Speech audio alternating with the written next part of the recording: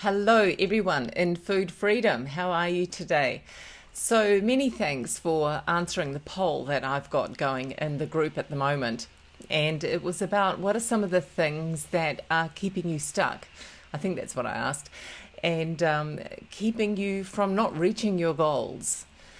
So the thing that came to the very top, which doesn't surprise me, is the negative self-talk and negative self-image. Now, I could talk about this forever, and I've got 40 years of healing in this area when I first took myself off to get help with my food and eating. And if I can save you a few years and a few dollars, I would say to you that it all starts within. It really does. It is all about how you feel about yourself. And you often hear me say, look, it's not about the food. And look, it isn't about the food, but yes, it is about the food as well, because we do need to eat as much as our body needs. If you want to be healthy, have a healthy body, if you want to be in your correct weight range, whatever you want to call it, even if you want to be a bodybuilder, if you want to have an outstanding figure and get on a stage, whatever it is that you want, it doesn't matter. The thing is that, yes, you do need to eat only as much as your body needs most of the time.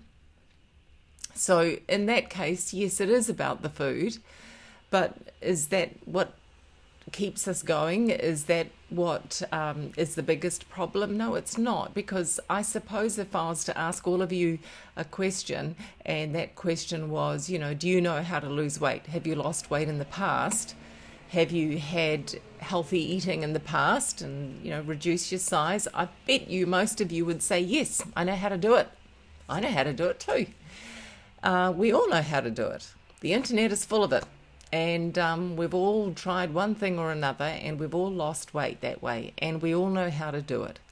The thing is that once it wears off, whatever it is, the new shiny thing or whatever it is, then we are still left with life. We are still left with the fact that life happens, pain comes, we feel hurt, we still have these beliefs about ourselves still inside, and those are the things that eventually lead us to the food. And plus, of course, there's bad habits that we've got to break.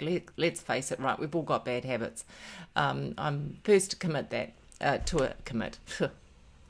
admit that. There you go. That's the word I wanted. Do they bother me now? No, they don't. But I also know that if I let bad habits go and let them go, then yeah, I could end up finding that those bad habits are getting bigger. So I know how to knock stuff on the head really quickly. It comes back to self-worth, self-respect. Making the decision on how you want to live your life. Making the decision that you want to be healthy. Making the decision that you want to live this life, get to the end of your life and have no regrets. You make the decision that you're not going to waste any more time, that you're going to finally do this once and for all and make the commitment to stop using food to ease you in life. You make the commitment that you're going to be kind to yourself. You're going to be compassionate with yourself, so that if on some days they're not so good, let's say you have a day that's not great with food, then you make the decision that, okay, I've had not a great day. I didn't pick up the phone and ring someone and talk about it. I didn't post in the group and say I need a bit of help. I didn't do things that I know worked. I just made the choice, and a team of wild horses wasn't going to hold me back from having all that extra food because I just wanted to do it.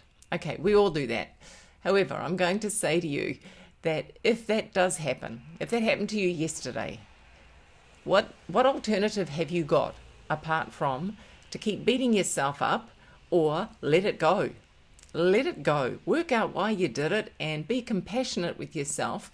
And if you need to do some work around why that pattern keeps repeating, then do it. But suffering over it and beating yourself up and hating on yourself and disrespecting your body even more isn't going to fix it. So the more you can get yourself out of suffering and put yourself into a place of gratitude and happiness and just going, I can do this, or reaching out. We all have to reach out to someone, right? It's okay if you have to reach out to someone and make the decision that today is going to be better. You've got to just have that desire, that self-will, that self-respect to give yourself the gift of life and do whatever you have to do to make the decision to not have that negative self-talk, to not have that negative self-image going, to do whatever you need to do to get that out of you. It's like peeling an onion, right? You keep peeling that onion and sometimes it hurts, but you've got to get to the core of things sometimes and then go, is that what's going on for me? Make the decision to work through it. It's not going to be as hard as you think. So often you think it's going to be like having a tooth pulled, but really, once it's pulled, it's gone. The pain's gone. But please make the decision to look at why this is happening. Look at why you have this repeating behavior, this repeating feeling that you're not good enough, that you're not lovable, whatever it is. There's something there. When you change that, when you just have this attitude of stuff it, I'm not going to do that to myself anymore, then everything in your life changes. And it doesn't mean it's going to change overnight. I mean, how long have you been using food for comfort, right? It takes a while to break the pattern. But the thing is to stay committed to it, Don't feel embarrassed if you have to reach out all the time to your counselor, to your mentor, whoever it is. Just make the decision that that is not you anymore, that you are going to live this one magnificent life and start loving yourself through it. Sometimes you've got to be tough. Sometimes you've got to put up some strong boundaries with other people. Sometimes you've got to say, sod it, you're not getting close to me. I'm working on myself right now. Have zero tolerance. Stop tolerating things that you're tolerating. But the thing is, you've really just got to make the decision. You've got to make the commitment that your physical and mental health is more important than anything or anyone at the moment. And just move forward and do it. Because I want you to feel what it feels like to be on the other side, to not have food just calling you, to not have, this insanity. And it does. It feels like insanity, does it? When you find that you may have slipped and then the first thing that goes into your mind when you've had a slip is, oh, well, I'll go on a diet. And then you feel this little bit of relief. Well, I'm going to go on a diet to fix it. And then 2 or 3 days after the diet, whatever, things go back to normal. I want you to get out of that cycle. Work on yourself. When you work on yourself, then everything on your life will change. It truly will. Take that journey back to you. Love who you are. Love your body. What's the alternative? Go through life in misery and self-hatred at times and unhappiness. You can choose, so choose life. Trust me, I've been down in the darkness. I've been down there, and I know you can get back up again. Yep, it means commitment, but make the choice to do it. Man, have I rambled today. I just want to encourage you that it is never too late. Okay, it is never too late. Okay, love you guys. Reach out if you need to. I'll put my link if you want to call me. Happy to chat with you.